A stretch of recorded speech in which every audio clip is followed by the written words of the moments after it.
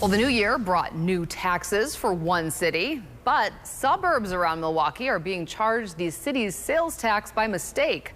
A meeting of county leaders addressed concerns of online merchants like Netflix charging the new sales tax outside of the city of Milwaukee. CBS 58's AJ Bayatpour is live in Glendale tonight, where the Common Council there was looking at possible legal action. AJ? Well, Jessup, Natalie, good evening. Glendale borders Milwaukee, and many of its properties share a zip code with the city. That seems to be the source of confusion here. The Wisconsin Department of Revenue says this is a mistake businesses are making, and the Common Council earlier tonight behind me said after having talked to the state a little more in depth, they're confident this will get straightened out.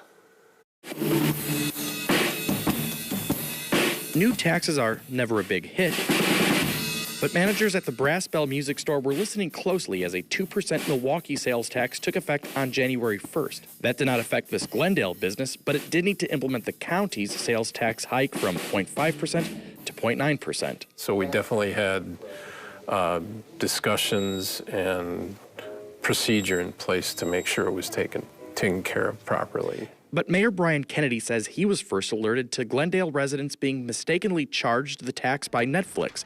Then he learned it was happening in person, too. They sent me a picture of their Trader Joe's receipt where they were charged 7.9% sales tax. That's the city of Milwaukee sales tax being charged at a Glendale store and a Glendale resident was paying for it. A CBS 58 viewer shared with us a receipt from Trader Joe's Friday, including the city tax, bumping the rate to 7.9%.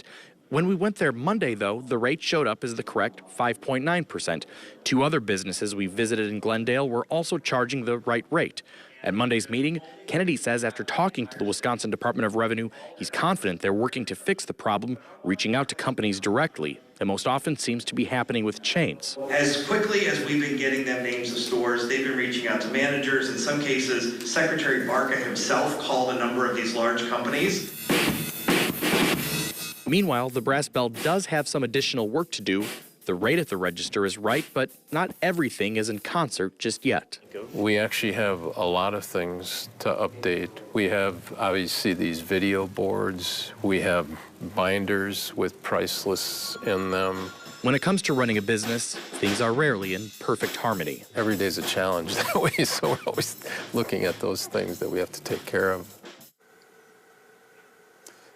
To be clear, in most cases, that mistaken charge will amount to really pocket change. Still, if you were mistakenly charged on a bigger purchase, or if you just want to make sure you're getting your money back regardless of how much you spent, the Department of Revenue says people should look up their receipts, make sure that if they were indeed charged that wrong 7.9% in the suburbs, go to that retailer and ask for a refund.